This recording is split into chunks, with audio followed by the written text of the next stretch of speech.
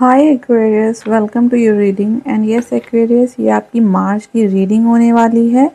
इसे आप अपने नाम के बेसिस पर भी देख सकते हैं या फिर जो भी चीज़ें आपसे रेजोनेट होती हैं उसके बेसिस पर आप इस रीडिंग को देख सकते हैं। ठीक है, तो चलिए शुरू करते हैं आपकी रीडिंग को एक्वेरियस।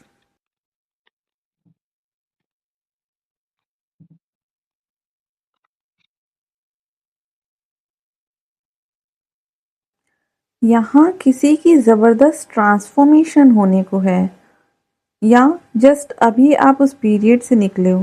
ट्रांसफॉर्मेशन समझ रहे हो आप? That means change.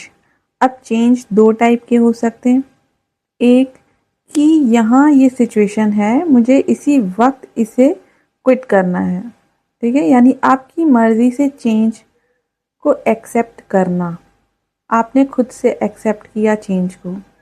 दूसरी सिचुएशन में सामने से दिख रहा है कि चीज़ें ठीक नहीं है, कुछ तो गड़बड़ है। सामने वाला पर्सन झूठ बोल रहा है, इग्नोर कर रहा है, टाइम भी नहीं दे रहा है, मगर फिर भी आप उसके भरोसे बैठे हो, अपनी इंसल्ट करवाए जा रहे हो।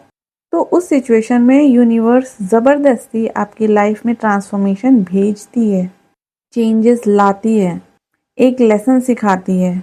वो सिचुएशन डेफिनेटली थोड़ी हर्ट तो करेगी ही। जब किसी की लाइफ में कोई चीज़ ज़बरदस्ती डाली जाती है तो थोड़ा डिस्कम्फर्ट होता है, चीज़ें इधर उधर हो जाती हैं, रूटीन्स इधर उधर हो जाते हैं, तो थोड़ा डिस्कम्फर्ट, थोड़ी परेशानी आती है। ठीक है, और वो सिचुएशन रुलाती भी है थोड़ी, और थोड़ा सा निचोड़ भी देती है।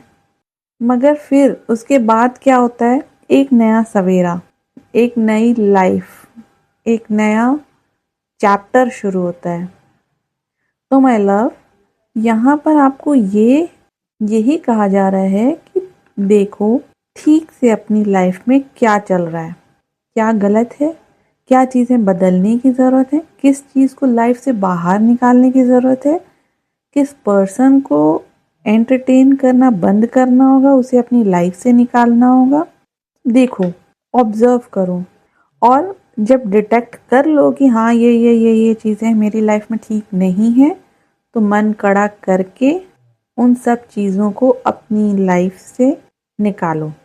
अगर आप इसे कर लेते हो तो ईज़िली ट्रांसफॉर्मेशन को पालोगे, वरना फिर यूनिवर्स तो है ही, वो करवाएगी। उसमें कुछ लेसन्स भी होंगे, कुछ एक्सपीरियंसेस भी होंगे।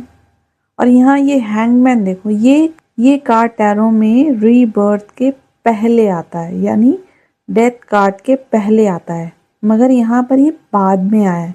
तो ये भी कह रहा है कि इनर वर्क करने की भी ज़रूरत है।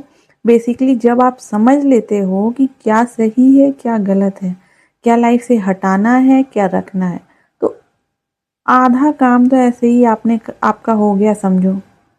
और उसके बाद जब आप इनर वर्क करते हो तो फिर कुछ अलग ही आप में से निकल के आता है मेरी जान। मगर सवाल ये है कि इनर वर्क किया कैसे जाए। सबसे पहला रूल डिटैचमेंट।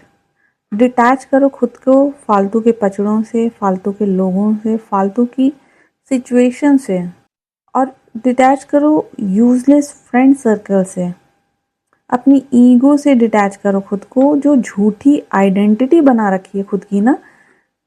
पूछो खुद से कि क्या मैं एक्चुअल में ये हूँ जो मैं लोगों के सामने शो कर रहा हूँ।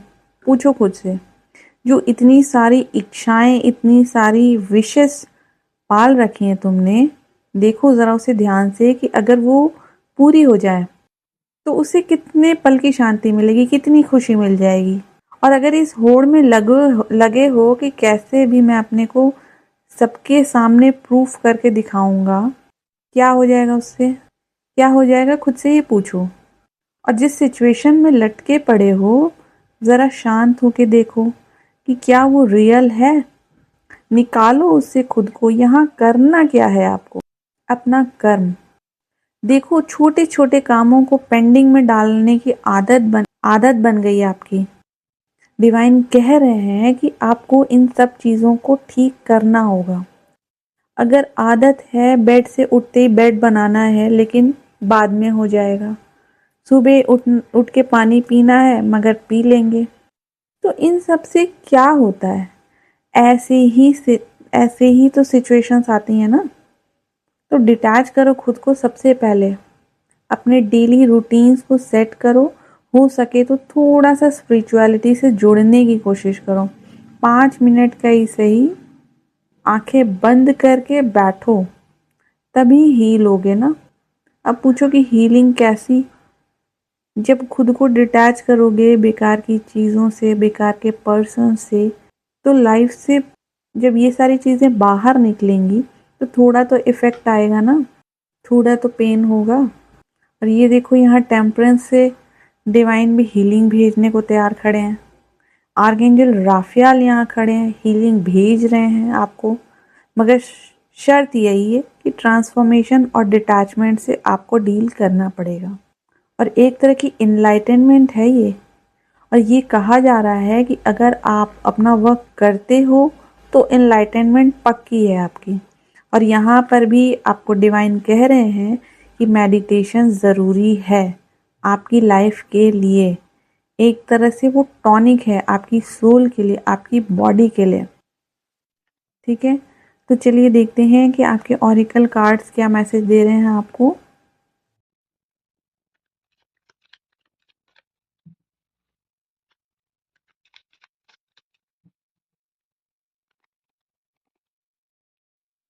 The power you seek is already within.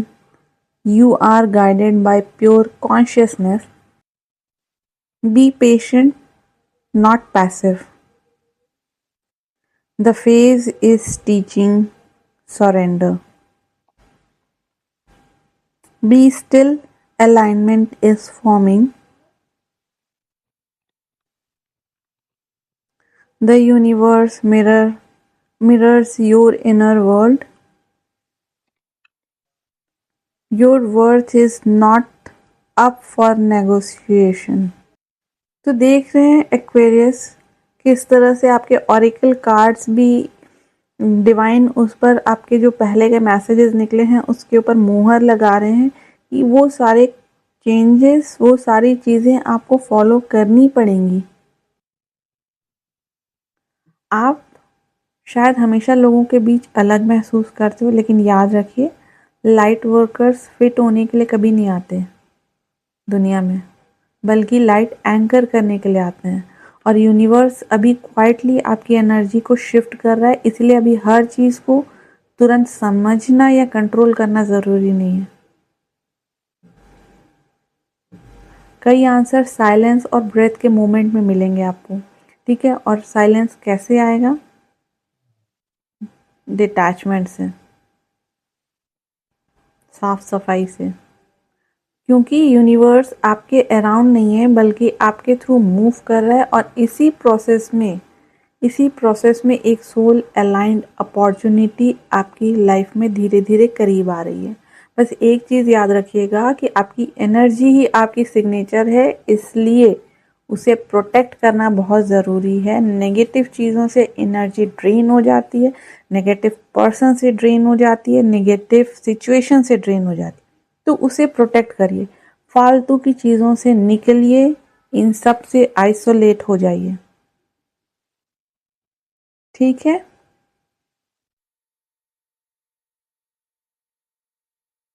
ठीक है एक्वेरियस। तो मैं नेक्स्ट रीडिंग में आपके साथ फिर से मिलूंगी। तब तक के लिए बाय।